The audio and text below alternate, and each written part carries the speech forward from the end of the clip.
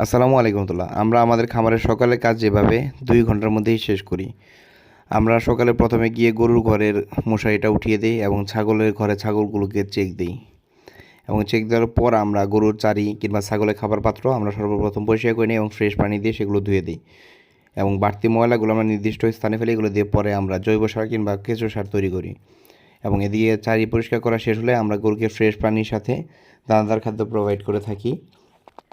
দানাদার খাদ্য প্রোভাইড করা হলে এদিকে আমরা অপর দিকে গরুর ঘরের গোবরগুলো কিংবা গরুর শরীরে আমরা পানি দিয়ে ভিজিয়ে নিই, এতে করে গরুর গোবর এবং শরীরের ময়লাগুলো নরম হয় এবং ধুয়ে পরিষ্কার করতে আমাদের সুবিধা হয়।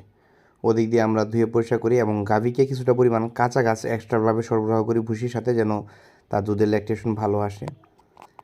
গরুর ঘর ধোয়া শেষ হলেই আমরা গাভীকে খাবার প্রয়োগ করি, অর্থাৎ তাদের যে খড় ঘাস আছে সেগুলো দিই এবং আমরা আমাদের ছাগলকে খাবার দিয়ে দিই। আমাদের সাধারণত একটি গাভীকে প্রতি 100 কেজি খাদ্যের ওজনের জন্য 4 কেজি খড় কিংবা 10 কেজি কাঁচা ঘাস দিই, এই অনুপাতে খাবার দিই। এবং যে গাভীগুলোর দুধ দহন করতে হয় না তাদের বাচ্চাগুলো আমরা ছেড়ে দিই দুধ খাওয়ার জন্য, আর যেগুলো দহন করার প্রয়োজন হয় সেটি ঘর শুকানোর পর আমরা দহন করি।